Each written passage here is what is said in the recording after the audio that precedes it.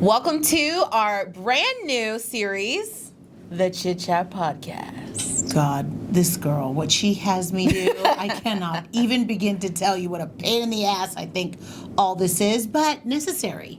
It is necessary. So even though it's a pain in the ass, tell me how you really feel. you don't want me to tell you how I really feel, or it's going to be like, beep, beep, beep, beep, beep. Okay, no, we're not going to do that, but pain in the ass. That's what you're going to get from me. Well, I know it's a pain in your ass, but I think that this new series will really help us kind of discover a little bit more about each other, and also kind of... We want to discover more? I bore you, child. I think it's important to learn more, because I know... I go back to Adele's song, and Ryan Seacrest... Adele, you're bringing Adele into this mix? Just chill. Ryan Why Seacrest, would you bring Adele? She's my favorite. Just you know chill. My weak point. Just chill. Okay, what? Ryan Seacrest had talked about the new song that Adele wrote, My Little Love, right? And you had brought this up to me a couple weeks ago, and how My Little Love really just enhanced Ryan Seacrest and a lot of men's viewpoints on how their mother is not just their mom. They're a woman as well. How quickly they're a one woman. forgets. Exactly. Even sometimes I think for the mother, sometimes I think we forget that we are women, right? So one of the conversations I've had with your dad over the years is, so thank you for bringing that up, even though this is a pain in the ass. Yeah. But kids are a pain in the ass. Well, that's what we're supposed to do. Yeah. And then you bring up Adele, seriously. Anyway, but no, I mean, you hit a good point. Yeah. One of the things that your dad and I, again, back to that, have discussed over the years is, as a woman who runs around and, you're constantly busy, whether you own a company or you work for somebody else or whatever, you're always running around. You're taking care of the kids, you're feeding them, you're taking them to karate, you're taking them to soccer, baseball, football, whatever it is, your daughter, you're taking them cheerleading, dance, whatever it is that you're doing with your kids. You have to make dinner, work all day, then by the time you have time for yourself, there really isn't. It's time to go to bed. Yeah. So I think as women, we get lost in all the busy. And even though sometimes you try to take time out for yourself as a woman, it's like not enough time. So we forget. But what is enough time is my question. I don't think it's time. I don't necessarily think it's just about the clock. Okay. I think it's really about nurturing who you are as a woman, feeding yourself.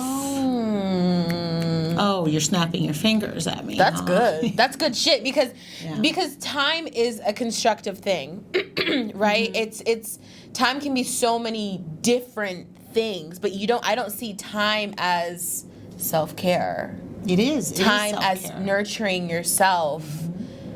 I've never processed it like that. I think 12 a.m., I think 12 p.m., I think 8 a.m., but I don't see time as that also extends your time on this earth is when you do take care of yourself, when you do spend the time, since that's our word today, apparently, to hone in with who you are and where you come from and where that what is that? You know what I mean? Well, I'm watching the series Yellowstone. Okay. She's not into it. I am so into I'm not Yellowstone. into it. I'm not because I haven't given it a chance. So I will say that. I love it. It's like Empire. If you've watched Empire, it's just like Empire, but for cowboys and ranchers and, wranglers and, the people that own the cattle and the farms. And same type of concept. But the writing of the characters is amazing. So for those that do watch Yellowstone, it's like Rip and Beth, right? So I know you're not going to... So Rip is this... You talk about Rip all the time, and she also talks about how Beth is actually Irish. I hear this at least every single day. The actress is Irish. I feel like even though I've never seen Yellowstone, I've watched it because you talk about it so much. Well, I really am enamored with some of the characters. Yeah. And I think the relationship between Rip and Beth is kind of one that the way it's written is really great for men and women and couples to really look at. Is you got to let each other be who you are. Allow them to be vulnerable, make mistakes, and not have a lot of expectations other than when you come together that there is some of that quality time, but really to let yourselves be who you are. And I think sometimes males, when females and this is just me, my own, because I'm, You're allowed. type A personality, and it's this, do all of this. It's all well and good, and when you come home and you've been married for a long time, your husband expects too. And that's a really good point. And what attracted me to your father was himself. Like him as a man, him as to who he is, that made us individuals, but also when we come together, we were together. And, for me, I think that that's also really important, that your mate allows you to be you, that you're not always expected to be the wife, the mother, the lover, the whore, the angel. But can I say, though, did you hear me? I said the whore. The whore. That's also important, though.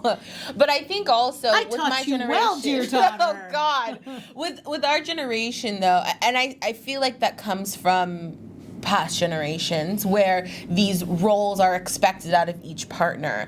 But I find that our current kind of standing as millennials and what is it, Gen Y or is it Gen X? It doesn't matter. Whichever Current one. Generation, 1997 and all. 1997 and all. I find that we're more hyper aware of not kind of falling into these gender roles and kind of, you're doing the cooking, you're doing the cleaning, you're doing this, you're doing that. When you get home, I expect this, and this out of you. I think we've kind of been more aware of it. I don't know if we're changing. I don't know if anything has changed, but I know that we're hyper aware of those gender roles and making sure that we're, not falling into a box. I don't know if I agree with that. I don't know if I agree with that. Because it's still on a lot of, some of the videos that I see, some of the things on Instagram I see, I just see the same things as they always have been, women with, or, depending, obviously the gender issues, there's that, and we are more cognizant, more aware, and a little bit more accepting, in my opinion. We're way more accepting. But we definitely have not... in my opinion, really be 100% accepting, which is kind of sad to me. But of course. That's a whole nother show. Of course. We're not 100% accepting, but we've gotten somewhere. Yeah, no, definitely we've gotten somewhere. But I think we're in California, to be honest with you, and I think for me, we're in our own little bubble. Because we are in California, it's a little bit different than the other parts of the country. I would agree. But also, I do believe, though, that, let's just say for the LGBTQ plus community, like, the amount of support in California is very heavy. Of course. But dare I say Harvey Milk. Yeah, but it's not as much as taboo anymore in certain areas. Yeah. Of course, there are certain areas, like we were watching the drag queen show with Bob the Drag Queen and Shangela. Yes, I totally forget the name. Yeah. They had pride underneath the freaking parking lot. Yeah, it just, it's bothersome for me. But I do think that we have gotten a little bit farther. No, and I said burning people at the stake for loving who they want. I said that we've gotten a little further, just not the. I'd like to see more. Of course, and I don't know how we got to this topic, but I will tell you. Thank God. For no one that really knows, my mother and I have, a very tumultuous relationship. But I will tell you, some of the beautiful parts your grandmother gave me was acceptance of everybody and who they are and what they are, and really embracing that. And your grandmother, she had such talking to the mic. She forgot that this is a podcast. She's not used to it. I just talk. She's not used to being on it's bothersome. It's on my lips, and I don't like it. I know. Can it be further? Okay. We have to make sure singer, okay? Singers control it like, woo, like this. This is like always in my face, and it's as big as my face. Anyway, so like I was saying, it's really... Stop it. She goes, so like I was saying, everybody... I don't like it. I just like all here. I feel like crouching tiger, hidden dragon.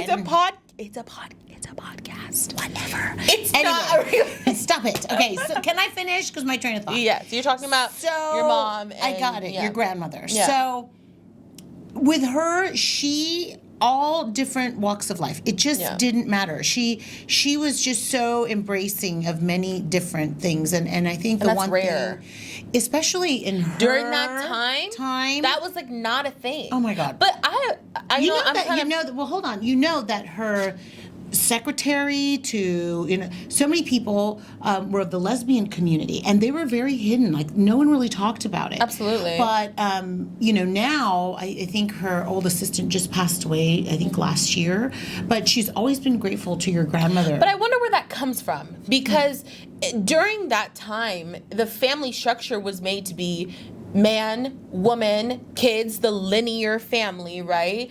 And a lot of racism and a lot of homophobia was taught. But how did she kind of like astray from that? Because it was rare to see that, to see somebody so accepting of others that don't look like them, don't talk like them, don't have the same love interests as them.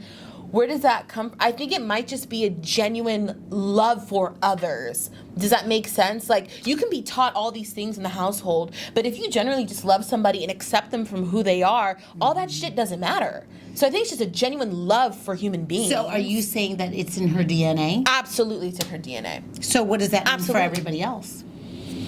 What, those that are raised in, like, possibly that don't like or are not accepting of. Sure. Does that in their DNA, or is it truly a learned behavior? So, now if we're going to dissect this a little bit. That's a tough one. Exactly. So this is how I see it. I see your grandmother, because I've witnessed her when I was, young and youthful, and you met her, obviously you were older. But I can tell you it's really her disposition in life.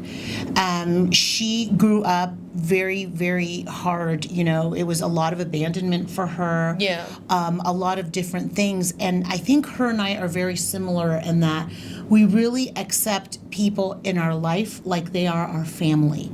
But that's what I go back to, is it's a genuine love for humans. Banging nails on the thing. No one can see you, remember? No, they can. They can see all of that. Yes, so why can't I talk like this? But I think it is just a genuine love for human beings. That's what it boils down to. Yeah, but then I just kind of go back to your issue of a learned behavior, right? So because a lot of those behaviors are learned. But if she was with, so she was in the Philippines part-time and here. And so let me bring up this. So may God rest his soul, your great-grandfather, my grandfather, who lived in a, higher end of the Bay Area. It's called Hillsborough. And he was not accepting of my biological father at all. He said that this is some of the things that the words he used are very hurtful. And we won't use those. I won't. Yeah. And, he doesn't live where we're at. It's just kind of that generational, we're here, Sure. you're there type of thing. Yet your grandmother, regardless of what he said, she was pregnant with me, said, I'm not having an abortion, and this is not happening. She fought against all cause to not have an abortion. And by the way, back then, and this is what scares me, now we're going to abortion, about this whole abortion situation, in Texas, is that there had to be a team of people and doctors I remember you told that me this. made the decision to actually have me aborted. Yeah. And she says, I don't care what anybody says, I'm having this baby, because she was throwing up so badly. Medically, it was necessary because she was really in bad shape. So, and then everybody was against the pregnancy because of the race and the socioeconomic of my biological father. Did not know that. So then where was that behavior? I think at the end of the day, I think it's all, the components are all there. It could possibly be how you're raised, where you're at, the group of people that you're with, or your experiences in life that really make such switch and changes in how you think and feel. I just think it could be made up of many different things. And I think for her, a lot of it is abandonment. And I think, again, and I kind of am in that, because again, we have our own tumultuous relationship. And it's the same thing for me. I am very accepting, because you are, but I think we both have good points. We do, but I don't think you're understanding what I'm saying. But what are you saying? I need to cough. Sorry, hold on, pause. You can go outside to cough. I'm sorry. You okay? You're gonna hear me regardless. I know. Here, drink something. Here, take some water. I'm good. Okay. Alright. One of our camera and sound men are dying, and we're trying to help. Is it still revive them. recording? Yes. Are we making sure that it's recording? Yes, it's recording. That's a podcast life, baby, I guess. That's why I said stop. At the end of the day, We're not your life editing is any more of this. important than this is podcast, raw, son. And it's raw and uncut. So Yes, it's all good. We got you. You're popping. okay though? Yeah, but okay. Since it's wrong, cut, and since you're talking to me, what about? Wasn't there an issue with you having me? Yes. So it's the same thing with me having your brother. Yeah. My family, my mother's side of the family, I should say, was very much against my pregnancy. Yeah. Even though, your grandmother and I at the time we're not on speaking terms, but when I was pregnant, definitely it was really hard. There were some things that were said that were very, very ugly. Yeah. About, having a half black child. And how, I'll say one of the things that they said is that, don't you know that black people have attitude problems? That's what I was told. I said, what? Black people have attitude problems. And I said, okay, well, I don't think that's true. Well, And how I'm about this? having You're my a baby. racist. Wait. And so I said, no, I'm having my baby. You should really get an abortion. Well, I'm not having an abortion. I'm having my baby. But because the attitude is in the DNA, there's nothing you can do to fix that. That's what I was told. Interesting. So, regardless. I hate shit like that. I know. We're talking real shit right now. So hold on a minute. So if you think you hate it, try being pregnant and somebody telling you that. I couldn't imagine. Right? And I couldn't imagine. you don't actually, you're not hateful in that moment. You're actually not hateful in that moment. In that moment, the reaction is, no, it's not even pain, it's protection. Because now you're protecting a life, an innocent life that's inside of you. It doesn't matter what people say. It didn't matter. It didn't, I was definitely offended, but I wasn't going to get into a shouting match with anybody. No, there's no point. You can't fight with stupid. And I just wasn't, there was no point in getting into anything other than, this is my baby, and that's that, and you have no say over my body. End of discussion. Yeah, that's and true. so, that individual was, didn't have a choice, and the other family member said, don't listen to that family member. And I said, of course I won't. But when I had your brother, another family member said, oh yeah, I saw her baby. His hair was like an SOS pad. Interesting. And I just, again, you become That shit protective. runs so deep, though. It does. It runs so deep. It does. It's deeper than... It is so painful to hear stuff like that. Because people... And I know a lot of people say, well, they just don't know. So they just say things because they don't understand. But you're really? It gets me so angry when I hear see shit that. like that. Yes. Because why? Why? What's the point? To protect your royal blood? What royal blood? That's what I'm Made saying. of any, even That's what royal I'm blood, saying. you shouldn't be doing. Hello, let's talk Meghan about Markle. that royalty. Look Hello, at her, what Meghan she's Markle. going They're not through. with the shits because it is so. To me, that is it's a weaponizing. If you your race against another. Well, so here's the thing, Maya. Okay, I didn't allow it to do any sort of weapon, war of any kind. What I did with it was I said, well, that's an ignoramus, and clearly we know where to keep you in our life, and it's not going to be close to any of my children. But I didn't say that, it's a weapon, I'm going to do something with it. I'm saying you can be aware that these are words that are weaponizing. Yes, I agree, but I'm just saying. You can be aware of that. However, you and I are going to see things differently, right? Yes. Because our experiences are different, and Yes. we do different things. For me, it wasn't about the person. It was about my child. And it didn't become anything about, what they said absolutely was horrendous, and it upset me. I will not deny that. However, I didn't use that as a fuel to ignite my anger. I used that as a form of, not anger or resentment or any of those things. I used it as, that's you, and you're dumb. But I will go ahead and raise my baby, and you will need to be, 10,000 feet away from us. Yeah. Because it's not okay. But weaponizing does not mean anger. I got it. I'm just letting you know that that's how I feel. Sure, but I also feel as if using words to hurt people and to put them down and to say racist, misogynistic, and homophobic things, it's disgusting. Yes. And it's okay to be aware that they are bad. I was aware. And it's okay to say, you know what, I'm going to be the bigger person and just move the hell on because it's not even worth it. But I don't think weaponizing means like, oh, we know it's we know the words that they're using is weaponizing. Let me do something about it. Let me fight. Well, some people like that. That's not what I was saying. But that's not what I was that saying. It triggers a lot of things for them, and however you handle that, and I respect what you're saying, Maya. Yeah. Yes, I acknowledge it. Mm-hmm. I'm just saying, for me, and in my viewpoint, that's how I think of weaponizing. And it is, but I chose to disarm it by not engaging in it, I guess. That's me. Everybody handles, you would think though, right? Because I'm very verbal, I'm very vocal, I'm very come on, let's go, let's get in the boxing ring. Yeah. Not weaponizing in that regard. I'm just saying in general, like words, it's just not worth it for me. That makes sense. But that's fair though, because you also talked about how earlier when you're pregnant, you're in protection mode. You are. So what is worth it?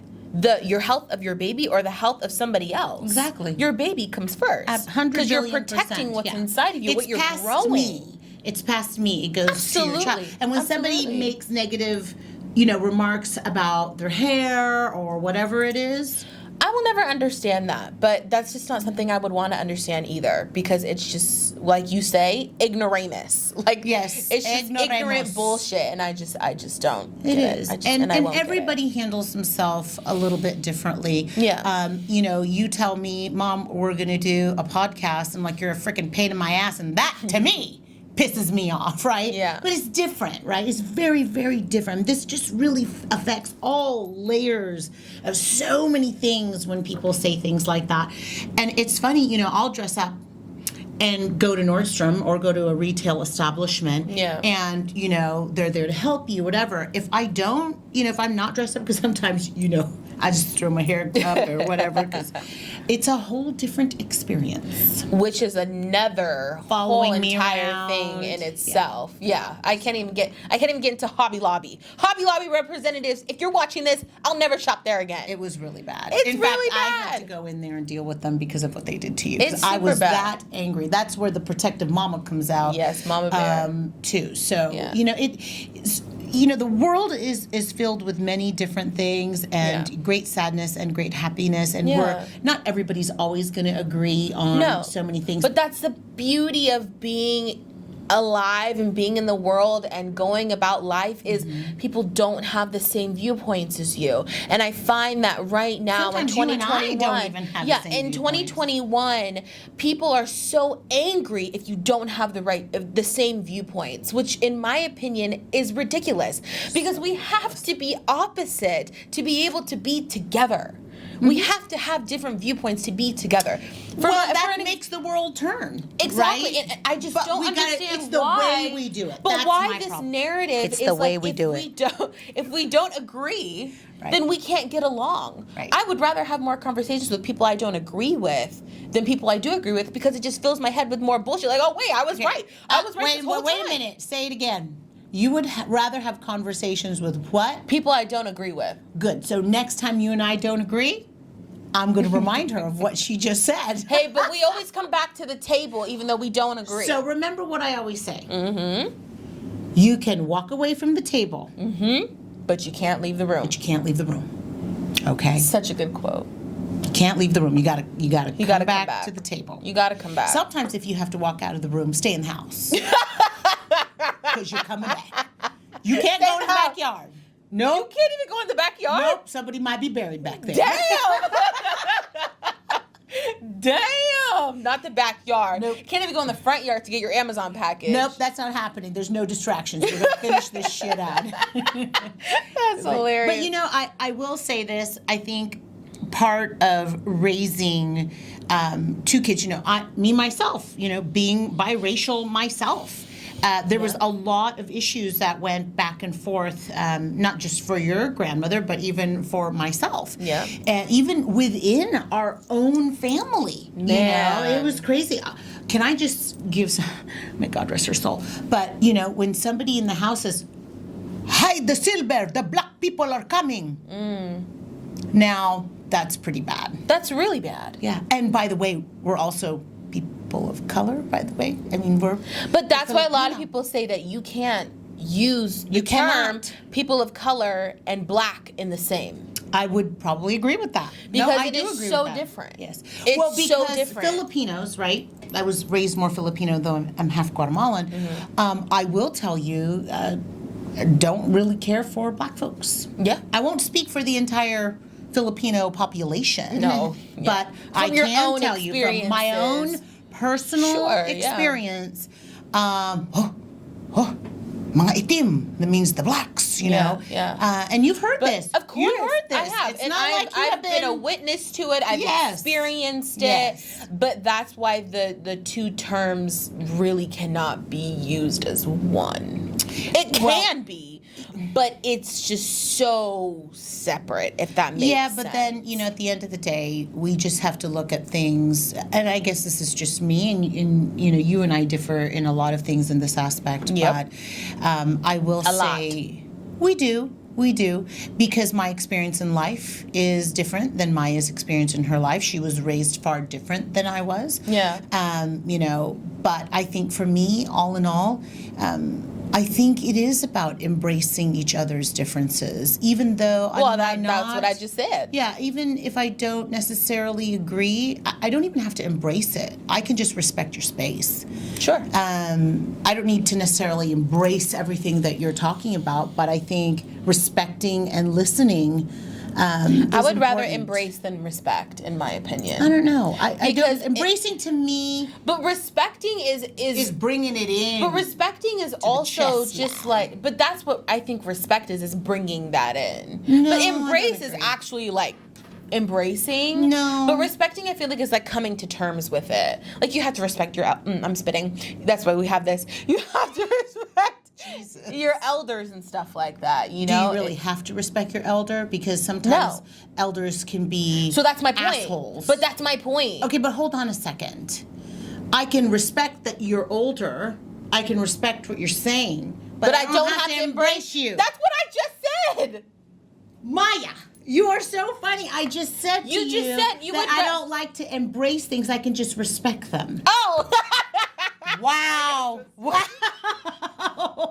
Hello. Whoa, that's really bad. That's pretty bad. Okay, I agree. Oh, I agree. We agreed.